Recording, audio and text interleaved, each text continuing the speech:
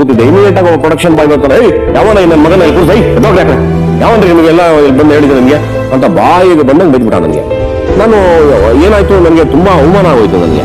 ಅಯ್ಯೋ ದೇವ್ರೆ, ಅವ್ನು ಬನ್ನಿ ಈ ಕಡೆ ಅಂತ ಕನ್ನೋಡು ಕರೆದು ಎದ್ದೋಗ್ಬಿಡ್ತಾ ಇದ್ದೆ, ನಾನು ಊಟ ಬೇಡ ಅಂತ ಹೇಳ್ಬಿಡ್ತಾ ಇದ್ದೆ. ಎಲ್ರೂ ಮುಂದೆ ಅವಮಾನ ಮಾಡ್ಬಿಟ್ಟಲ್ಲ ನನಗೆ. ನಾನಿನ್ನ ಜೀವನದಲ್ಲಿ ನನ್ನ ಕಾಲ ಮೇಲೆ ನಿಲ್ಲವರೆಗೂ ನಾನು ನಾನ್ ವೆಜ್ ಮುಟ್ಟಲ್ಲ ಕಣ್ರಿ ಅಂತ ನನ್ನ ಮನಸ್ಸಿಗೆ ನಾನು ಶಬ್ದ ಮಾಡಿ 7 ವರ್ಷ ನಾನ್ ವೆಜ್ ಮುಟ್ಲಿಲ್ಲ ನಾನು. ಆಮೇಲೆ ಎಲ್ಲ ಶೂಟಿಂಗ್ಗೆ ಅಂತ ನಾವು ಹೋದ್ರೆ ಪರಿಮಳನ್ನು ಕರ್ಕೊಂಡು ಹೋಗ್ಬಿಡ್ತೀನಿ. ಗುರು ಸಣ್ಣ ಪಾಪು ಹೋದ್ರೆ ರೂಮ್ ಕೊಡಲ್ಲ ನಮಗೆ, ಪ್ಯಾಸೇಜಲ್ಲಿ ಮನಕ ಅಂತಾರೆ. ಅಲ್ಲೇನಾಗುತ್ತೆ, ಎಲ್ಲಾ ಕಟ್ಟಡಗಳು ಹೆಣ್ಮಕ್ಳುಗಳೆಲ್ಲ ಪ್ಯಾಸೇಜಲ್ಲಿ ಮಾಡ್ಕೊಂಡು ಬೇರೆ ದೃಷ್ಟಿಯಲ್ಲಿ ನೋಡ್ತಾರೆ. ನಾನು ರಾತ್ರಿ ಎಲ್ಲ ವಾಚ್ಮನ್ ಕೆಲಸ ಮಾಡಬೇಕು, ಬೆಳಗ್ಗೆ ಹೋಗಿ ಶೂಟಿಂಗ್ ಮಾಡಬೇಕು.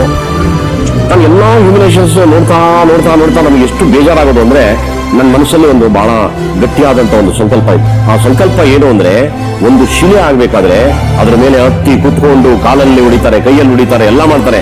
ಅದು ಪೂಜೆಗೆ ಯೋಗ್ಯವಾಗುವವರೆಗೂ ಎಷ್ಟು ಹೊರೆ ಬೀಳುತ್ತೆ ಅದಕ್ಕೆ ಅಂದ್ರೆ ಅದೆಲ್ಲವೂ ಸಹಿಸ್ಕೋಬೇಕು.